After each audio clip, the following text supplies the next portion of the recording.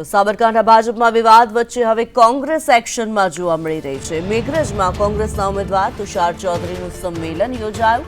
તુષાર ચૌધરીએ સંદેશ ન્યૂઝ સાથે વાતચીત કરી। લોકસભા બેઠક પર કોંગ્રેસ ચોક્કસ વિજયી બનશે તેવો આશાવાદ વ્યક્ત કર્યો છે। મેઘરજના કાર્યકરોમાં ભારે ઉત્સાહ છે। મેઘરજ તાલુકો કોંગ્રેસ સાથે છે તેવું તુષાર ચૌધરીએ કહ્યું।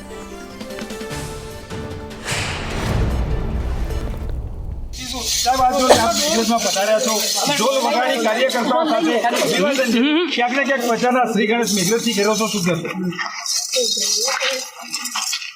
આદિવાસી સમાજમાંથી આવું છું। આ બધી અમારી પરંપરા ને આવી પારંપરિક ઢોલ વાદ્યથી આજે મેઘરજ તાલુકાના લોકોએ મારું સ્વાગત કર્યું છે અને એ જ એમનો ઉત્સાહ બતાવે છે કે મેઘરજ તાલુકામાં આ વખતે કોંગ્રેસને સારામાં સારો મતો મળશે। સાહેબ સાબરકાંઠા બેઠક પર ભાજપના ઉમેદવારને લઈને પણ ક્યાંક ને ક્યાંક કેટલાય સમયથી ગડમથલ ચાલી રહી છે।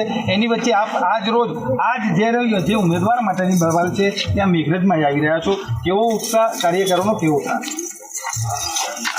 જોઈ જ રહ્યા છો કે આટલી મોટી સંખ્યામાં મહિલાઓ સહિત તમામ તાલુકાના આગેવાનો આજે ઉપસ્થિત છે અને હું તો એ લોકો માટે ઉમેદવાર તરીકે પણ નવો છું, તેમ છતાં પણ એ લોકો આજે મારું સ્વાગત કરવા ઉમટી પડ્યા છે।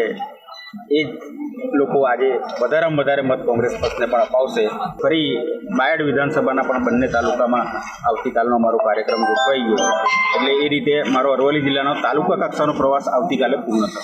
ત્યારબાદ અમે ગ્રુપ મિટિંગોનું આયોજન અમે કરી રહ્યા છે, એટલે એની અમે શરૂઆત કરીશું અને 16 તારીખે અમે ફોર્મ ભરીશું। ત્યારે બી મેઘરજ તાલુકાના લોકો ત્યાં પણ હિંમતનગર પણ મને સાથ ને સહકાર આપવા માટે મોટી સંખ્યામાં આવશે। ચોક્કસથી તો આ હતા સાબરકાંઠા લોકસભા કોંગ્રેસના ઉમેદવાર ડૉક્ટર તુષાર ચૌધરી। તેઓ જણાવી રહ્યા છે કે મતદારોનો કાર્યકરોનો સારો એવો તેમને સહકાર પ્રાપ્ત થયો છે।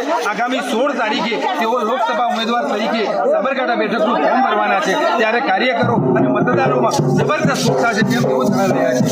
જયદીપ પાટિયા સાથે સંદેશ